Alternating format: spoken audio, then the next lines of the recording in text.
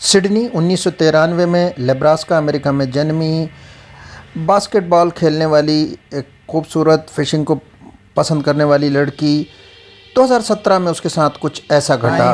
Financial, sexual, cyber, डूडला, true crime stories.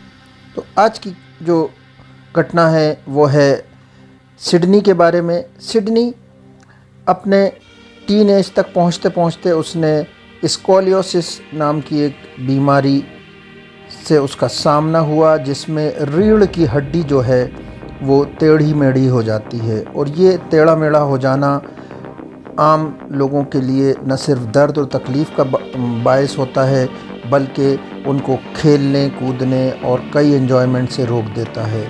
इस सब की वजह से उसको स्ट्रेस रहने लगा, एंग्जाइटी और डिप्रेशन रहने लगा। फिर भी वो लड़ते हुए अपनी एक सामान्य ज़िंदगी जीती रही और किसी तरह से उसने ग्रेजुएशन पूरा किया और नौकरी करने लगी।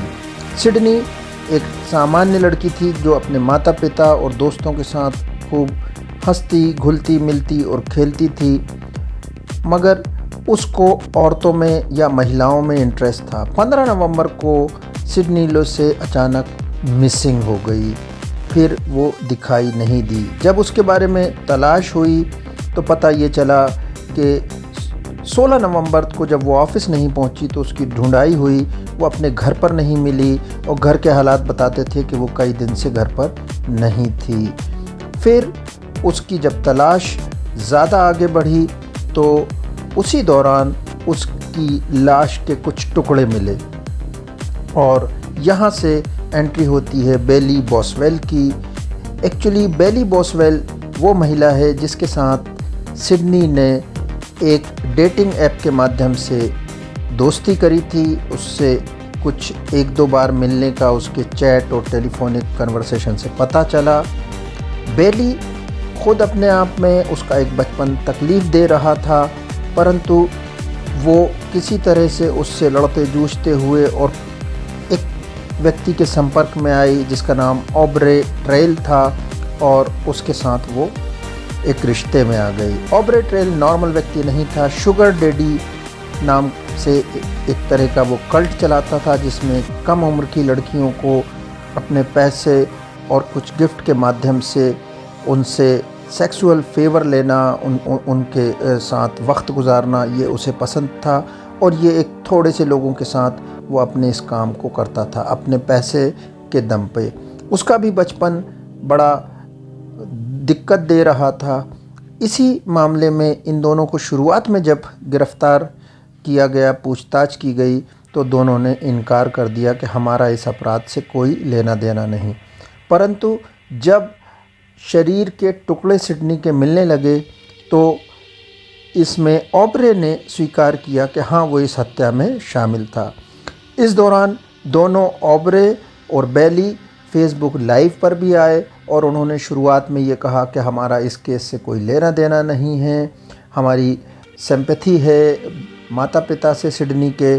परंतु बाद में ऑब्रे ने जब स्वीकार किया तो उसकी मेन वजह बनी ये क्लिप। इस क्लिप में आप देख सकते हैं कि कैसे ऑब्रे और बेली इस हत्या से पहले ख़रीद रहे हैं कुछ सामान जो कि उसकी हत्या के लिए इस्तेमाल किया गया।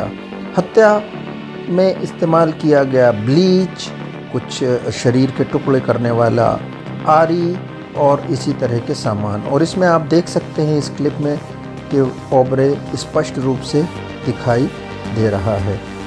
ऑब्रे न सिर्फ इसमें दिखाई दे रहा है बल्कि क्लिप के एक हिस्से में आप देखेंगे यहाँ पे वो 15 तारीख को नवंबर 2017 को क्रॉस करता है।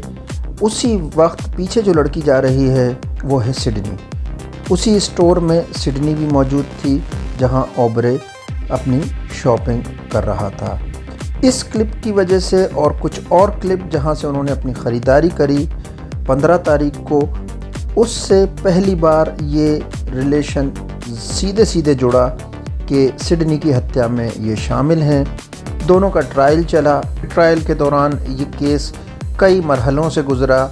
शुरुआत में ओब्रे ने पूरी तरह से इनकार किया कि ना वो शामिल है ना बेली शामिल है, पर जब इस मामले में वकीलों ने जिरह करी, सबूत पेश किए, वीडियो क्लिप्स दी, तो ओब्रे धीरे से टूट गया और उसने खुद की गलती मानी, परंतु बेली को बचाने की पूरी कोशिश करता रहा।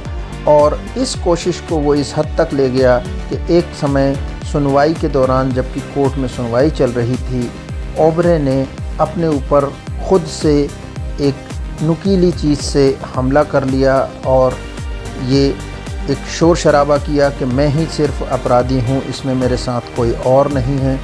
और इस घटना की वजह से उसको जो चोट लगी, वो चोट के कारण उसको अस्पताल में भी रखना पड़ा।